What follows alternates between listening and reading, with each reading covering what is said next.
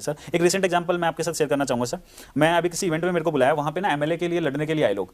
अच्छा। 2 एमएलए को टिकट मिली थी हरियाणा में एक जगह से। तो मैंने उनसे पूछा कि आपका क्या है एक्सपीरियंस, मतलब क्योंकि डायरेक्ट सेलिंग का इवेंट था, मेरे को बुला लिया था। तो कह रहे कि हम एक कंपनी में डायरेक्ट सेलर थे, हमारा 5 लाख का नेटवर्क था। अच्छा, इसलिए वो एमएलए का चुनाव लड़ रहे थे, उनको सीट मिली और दोनों जीत भी गए। अच्छा, दोनों के दोनों जीत गए हैं। तो सर देखो, अगर आपको, मैं तो बोल रहा हूं, अगर आपको एमएलए बनना है तो आपको डायरेक्ट सेलिंग करनी चाहिए। अगर आपकी कंपनी का प्रोडक्ट अच्छा है, पे आउट अच्छा है, लीगल तरीके से है, और आपने अपने ही जगह पे, अगर आपने 5000 लोगों की टीम बना दी अपनी कॉलोनी के अंदर जिस जगह आप रहते हो, तो आप निगम पार्षद जीत जाओगे सर। 50,000 की बना दी आप एमएलए जीत जाओगे, 5 लाख की बना दी आप एमपी का इलेक्शन जीत जाओगे। तो डायरेक्ट सेलिंग, कितनी सारी चीजें हैं डायरेक्ट सेलिंग के थ्रू हम जो बशर्ते कि प्लान, प्रोडक्ट और फ्यूचर प्लान अच्छे हो। फ्यूचर प्लान अच्छा हो, प्रोडक्ट सबसे अच्छा हो, पे आउट अच्छा हो और फ्यूचर प्लान अच्छे हो। लास्ट पार्ट है तो सर एक बड़ी ना सीरियस नोट पे एक चीज बोलना चाहूंगा कि वाइड नेटवर्क मार्केटिंग के ऊपर मैं थोड़ा बोलना चाहता हूं सर। कई बार लोग पूछते हैं कि ठीक है, जैसे मैं भी बात करता हूं, अभी हमारे चैनल को भी, ठीक है सर हम एजुकेट हो गए, डायरेक्ट सेलिंग क्या होती है हमें समझ में आ गया। डायरेक्ट सेलिंग बदनाम क्यों हुई हमें ये भी समझ में आ गया, क्योंकि उस पर भी हमारी वीडियो है कि बदनाम के पीछे प्रैक्टिकल रीजन क्या है। कहते हैं बट हम क्यों करें। तो इसके ऊपर सर 4 चीज बोलना चाहूंगा कि इंडिया के अंदर सर इस समय मेनली 4 प्रोफेशन के अंदर लोग सबसे ज्यादा काम करते हैं। राइट। मैन्युफैक्चरिंग, सर्विस, राइट, फिर आपका आ जाता है एग्रीकल्चर, फिर आपका डिफेंस के लिए भी बड़ा एक क्रेज है। डिफेंस भी हमारा बहुत बड़ा वो है, डिफेंस फोर्सेस में सारी इंक्लूड कर लेता हूं सर। मैन्युफैक्चरिंग सेक्टर की अगर हम बात करें तो क्या हो रहा है, आर्टिफिशियल इंटेलिजेंस या ऑटोमेशन की वजह से पहले 10,000 लोग मिलकर 1,000 कार बनाते थे। राइट। आज 1 लाख कारें बिक रही हैं, लेकिन क्या 1,000 कारें 10,000 लोग बना रहे थे, तो क्या 1 लाख कार 10 लाख लोग बना रहे हैं? नहीं। 10,000 लोग 1,000 कार बना रहे थे, आज 1,000 लोग 1 लाख कारें बना रहे हैं। तो क्या हो रहा है, देश बढ़ रहा है, कारें बिक रही हैं, कंट्री ग्रो हो रही है, लेकिन एम्प्लॉयमेंट कम हो रहा है, होती जा रही है। ऑटोमोबाइल सेक्टर ले लो सर, 2019 अभी हम खत्म कर रहे हैं, इस साल में क्या ऑटोमोबाइल सेक्टर के साथ सर, हमारा ऑटोमोबाइल सेक्टर हमारी जीडीपी का 7% कंस्टिट्यूट करता है। हमारी पूरी जीडीपी का 7% ऑटोमोबाइल सेक्टर से आता है, और उसके अंदर जो ऑटोमोबाइल कंपोनेंट मैन्युफैक्चरर है वो 2.5% हमारी जीडीपी का आता है वहां से। सर इस पूरे सेक्टर में 50 लाख लोग काम करते थे इस पूरे सेक्टर में, जिसमें से 10 लाख लोगों की जॉब 2019 में चली गई। आप आर्टिकल पढ़ लो, वंडरफुल, जा रही है जॉब। क्यों? और हमारी आंखों के सामने जा रही है और हम लोग अभी भी नहीं रियलाइज कर पा रहे हैं। क्योंकि सर क्या हो रहा है, टेक्नोलॉजी आएगी, इंसान को निकालेगी। क्योंकि सर एक चीज आप मान लो रोबोट हो, मैं एक इंसान हूं, आप सैलरी लोगे? रोबोट तो कहां से ले रहे हैं, वन टाइम इन्वेस्टमेंट है। आप सैलरी नहीं लोगे, मैं तो लूंगा। आप सैलरी नहीं लोगे तब भी 24 घंटे काम करोगे, मैं सैलरी लेके भी 12 घंटे से ज्यादा काम नहीं करूंगा। आप बीमार नहीं पड़ोगे, मैं बीमार पड़ूंगा। मेरे को कभी छुट्टी जाना होगा, कभी डेट पे जाना होगा, कभी कहीं जाना होगा, मूड खराब होगा, कहीं नहीं जाना। आप समझ रहे हो, त्योहार होंगे, सब चीजें होंगी, लेकिन रोबोट का कुछ नहीं होगा। सर सबसे बड़ी कॉस्ट क्या है कंपनी की आज के डेट में सर, आपको पता है? ह्यूमन वर्कफोर्स 70% जो है वो लोगों को सैलरी देने में जा रहा है। अगर वही हम एलिमिनेट कर दे तो सीधा प्रॉफिट मार्जिन बढ़ गया। आज एक चीज और बताता हूं सर, ऑटोमोबाइल सेक्टर के ऊपर जो मैंने किया है, हर जगह बोल रहे हैं कि स्लो डाउन है, बट कोई ऐसा एकड़ा नहीं है कि जो दिखा रहा है कि स्लो डाउन है। पिछले साल से कारें ज्यादा बिकी है, पिछले साल से बाइकें ज्यादा बिकी है। सर देखो इंडस्ट्री बड़ी समझदार हो गई है। आपको 2011 का या 12 का मैं जब एमबीए कर रहा था, एक इंसिडेंस मेरे को याद है कि मारुति कंपनी के अंदर जब लोगों को ले ऑफ किया जा रहा था, तो जो इंसान बताने गया ना कि कल से जॉब पे मत आना, उसी को जिंदा जला दिया था। अच्छा, ये इंसिडेंस हुआ था जिसकी वजह से फैक्ट्री का प्लांट कई दिनों तक बंद हो गया था। आज ऑटोमोबाइल सेक्टर की कंपनियां ना बड़ी समझदार हो गई हैं। वो है ना जानबूझ के पहले आज के डेट में क्या क्रिएट किया जाता है कंपनी के द्वारा कि स्लो डाउन है। राइट। आज के डेट में महिंद्रा एंड महिंद्रा ने 15 दिन तक या पता नहीं कितने दिन तक अपने प्लांट में ऐसा कर दिया कि 100 लोग हैं, हम किसी को नहीं निकालेंगे जी, 50 लोग आएंगे 15 दिन काम करने, 50 लोग आएंगे 15 दिन काम करने। ऑटोमेटिक 50% वर्कफोर्स निकाल दी ना सर, सैलरी आधी आधी दे रहे हैं। तो कंपनी को पता है कि एक साथ 80% को नहीं निकाल सकते हम। सर ऑटोमोबाइल सेक्टर से 50 लाख लोग हैं, 10 लाख लोग रह जाएंगे अगले 3 साल के अंदर।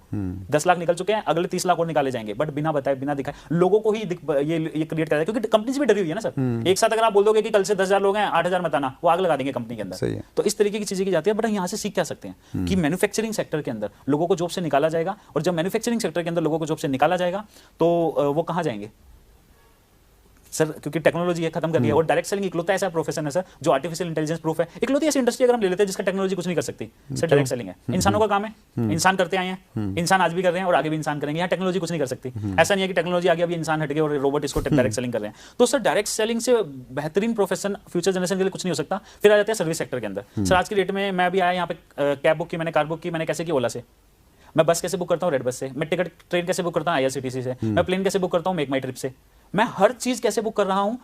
ऐप के थ्रू। ह्यूमन की रिक्वायरमेंट ही नहीं। और हम पता क्या बोल रहे हैं गवर्नमेंट को कि लोगों के लिए जॉब नहीं क्रिएट कर रही। गवर्नमेंट कहां से कर देगी? गवर्नमेंट ने तो ना लोगों की जॉब खाई है, हमने खाई है। अभी गवर्नमेंट मेरे ऊपर बंदूक लगा देगी, तू कल से ट्रैवल एजेंट से टिकट कराएगा ट्रेन की, मैं नहीं कराऊंगा। मैं पागल हूं, वहां पे जाके 2 घंटे खड़ा हूंगा? नहीं होगा ना सर। तो लोगों की जॉब गवर्नमेंट ने थोड़ा खत्म किया है, लोगों की जॉब हमने खत्म की है, क्योंकि हमें टेक्नोलॉजी ने वो एक वो दे दिया, एक तरीके से हमारे को सपोर्ट कर दिया, हमारे आलसीपने को सपोर्ट कर दिया। और दूसरी चीज हमारे लिए बड़ा वो हो गया ना सर, टाइम कंज्यूमिंग भी नहीं रहा। तो आपको पता है सर, सर्विस सेक्टर में जो करोड़ों लोग काम करते हैं, आज क्या कर रहे हैं? वो जो लोग पहले एसटीडी पीसीओ चलाते थे, वो बेचारे बाद में एसटीडी पीसीओ बंद हुए करोड़ों, तो वो लाखों कुछ जॉब बची, वो मोबाइल रिचार्ज करने लगे। फिर पेटीएम आ गया, उनकी भी जॉब खा गया। तो खत्म कर रहे हैं सर हर सेक्टर को, सर्विस सेक्टर के अंदर खत्म। मतलब हम ये माने कि जो आर्टिफिशियल इंटेलिजेंसी है, उसकी वजह से जहां पे लोग फ्री हो रहे हैं, वो डायरेक्ट सेलिंग में आके अच्छा भविष्य बना सकते हैं। सर मजबूरी है उनकी, और कोई प्रोफेशन नहीं है सर। 2 ही प्रोफेशन है, वो 2 प्रोफेशन चूज कर सकते हैं। जैसे मैन्युफैक्चरिंग में जॉब नहीं बचेंगे आने वाले टाइम में, सर्विस सेक्टर में बचेंगी बट 90% खत्म हो जाएंगी। सेम मैन्युफैक्चरिंग में होगा, सेम सर्विस सेक्टर में हो चुका है, हो रहा है। फिर इसका चलो मैं आपको ना 2 सेक्टर और एक बार डिस्कस कर लेता हूं, फिर आपको आंसर मिलेगा। एग्रीकल्चर सेक्टर की सर मैं एक बात करता हूं। एग्रीकल्चर सेक्टर में बड़ी फनी सिचुएशन हुई है। 150 साल पहले चले जाएं, आज से 150 साल पहले सर, 150 साल पहले जैसे कि ये टेबल है पूरा का पूरा, इतनी ही जमीन अमेरिका में भी होती थी एक इंसान के पास, और इतनी ही जमीन यूएसए में भी होती, मतलब इंडिया में भी होती थी। राइट। $1 1 रुपए के बराबर था, याद होगा हमको। राइट। इतनी ही जमीन, इतने ही रिसोर्स इंडियन के पास भी है, इतने ही रिसोर्स एक अमेरिकन के पास भी है। अब हमारे यहाँ पे क्या हो रहा है, लेकिन खेती कैसे होती है, हाथों से। अब हाथों से खेती हो रही है, बैल से खेती हो रही है, तो क्या कर रहे हैं हमारे पड़पड़ दादा जो थे वो पूरे साल लगे हुए बेचारे, इतनी जमीन पे खेती कर पा रहे हैं, और इतनी सारी जमीन उनकी खराब हो जा रही है। और आपने देखा होगा सर 30-40 साल पहले एक दारू की बोतल देके खेत नाम कर देते थे लोग। हाँ, कोई कीमत नहीं थी सर, नहीं थी, सही कह रहे हैं। जमीन की कोई कीमत नहीं थी। अब पड़पड़ ज्यादा जो हमारे थे उनको टेंशन कि भाई पूरे साल लगा रहता हूँ, इतनी जमीन पे खेती कर पाता हूँ, बाकी सारी की सारी जमीन तो मेरे यूज में आई नहीं रही।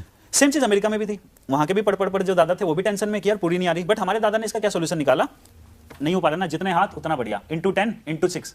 उन्होंने 10 बच्चे किए, उन्होंने 6 बच्चे करे। ये अब कितने हो गए, 100 बच्चे हो गए। अब ये पूरी जमीन पे बिखरे हुए हैं, पॉपुलेशन पूरी जमीन पे बिखरी हुई है। अब पूरी की पूरी एरिया को ना लोग कवर कर सकते हैं, इतनी पॉपुलेशन होगी हमारी। बट अमेरिका वाले जो पड़ उन्होंने बोला ये तो बड़ी टेंशन वाली चीज है, बच्चे इतने करने, उनको संभालना, ये ज्यादा टेंशन है। उन्होंने क्या किया, ट्रैक्टर बना दिया। अब ट्रैक्टर की जब उन्होंने इन्वेंशन की, आपको पता बाहर तो जल्दी आ गया था, बाहर तो 100 साल पहले आ गया था, इंडिया में आया ना अभी 30-35 साल पहले। अब बाहर जब 100 साल पहले, अब देखो उसका फायदा क्या हुआ, उन्होंने टेक्नोलॉजी में दिमाग लगाया, तो रिसोर्स जितने थे नेक्स्ट जनरेशन को उतने ही पास हो गए, हर किसी के पास एक्सेस में रहा। हम क्या बोलते हैं कनाडा में, यूएस में ना लोगों के पास ज्यादा रिसोर्स है, नहीं, हमारे पास भी उतने थे, हमने ही उसको एक्सप्लॉइट किया, क्योंकि हमने रिसोर्स के पीछे, टेक्नोलॉजी के पीछे ना भागे, हमने पॉपुलेशन के पीछे भागे, जितने हाथ, दिमाग नहीं लगाया हम लोगों ने। अब इसका डिसएडवांटेज क्या होता है ना टेक्नोलॉजी के साथ, कि एक जगह पे डेवलप होती है, दूसरी जगह पहुंची जाती है। वहां 100 साल पहले आई थी, हमारे यहाँ 30-35 साल पहले आ गई। अब इसका देखो सर, वहां 100 साल पहले आई, हमारे यहाँ 30-35 साल पहले आ गई, लेकिन आ तो गई, आते ही क्या हुआ, 90% लोगों की जरूरत खत्म हो गई, क्योंकि अब वापस क्या हो गया कि वो 1 से 100 हो गए थे, अब वापस 1 की जरूरत है, या मैक्सिमम 10 की जरूरत है, ट्रैक्टर आते ही। अब 90% लोग 90% टाइम फ्री बैठे हैं। अगर मैं अपने गांव की बात करूं सर, भिवानी के पास, भिवानी खेड़ा के पास मेरा गांव है, नाम नहीं बताऊंगा लोग बोलेंगे फ्री बोल रहा है। 90% लोग 90% टाइम फ्री बैठे हैं, कोई काम नहीं उनके पास, ना कोई जनरेट हो सकता, बट उनको खाना भी खाना है, उनको सब कुछ, सारे रिसोर्स चाहिए गवर्नमेंट से। तो सर इन लोगों के लिए कोई जॉब क्रिएट नहीं हो सकती, क्योंकि टेक्नोलॉजी आज गवर्नमेंट के सामने प्रॉब्लम क्या है कि जो ऑलरेडी जॉब कर रहे हैं उनकी बचा ले हम जॉब। आप देख रहे हो बीएसएनएल में क्या हो रहा है, एमटीएनएल में क्या हो रहा है, लोगों की जॉब से निकाला, जिनकी लगी है उनको तो हम बचा नहीं पा रहे, नए लोगों के लिए कहां से जॉब क्रिएट करेंगे। आप मोदी जी सपोर्टर तो नहीं है, मोदी जी को डिफेंस कर रहे हैं आपकी? नहीं सर, डिफेंस की बात नहीं है सर। मोदी जी ने जॉब नहीं खाई है, टेक्नोलॉजी ने खाई है सर। एक्चुअली रियलिटी तो यही है कि टेक्नोलॉजी ने खाई है, बट इसका मतलब ये नहीं है कि मैं किसी भी पॉलिटिकल पार्टी को सपोर्ट कर रहा हूं। बट प्रैक्टिकली अगर हम आंखें खोल के देखें तो हम देख सकते हैं कि हमारे साथ हुआ क्या है। हम एक ओवर पॉपुलेटेड कंट्री है सर। सर एक डाटा है कि आज हमारे देश की 90% पॉपुलेशन मर जाए ना, तो हमारी जो जीडीपी की ग्रोथ है वो 2 टाइम बढ़ जाएगी। बट 90% किसको मार दें, किसको मार दें, नहीं मार सकते ना, ये चीज प्रैक्टिकली पॉसिबल नहीं है। तो 90% लोगों के लिए तो कोई काम ही नहीं है, ना होना है, और धीरे धीरे गवर्नमेंट के ऊपर प्रेशर बढ़ता जा रहा है सर। 3% से कम लोग हैं जो आईटीआर भर रहे हैं, तो कितने लोगों का प्रेशर गवर्नमेंट के ऊपर आ रहा है। तो मैन्युफैक्चरिंग में जॉब खत्म हो रही है, सर्विस में जॉब खत्म हो रही है, एग्रीकल्चर में जरूरत नहीं रही है अब 90% लोगों की।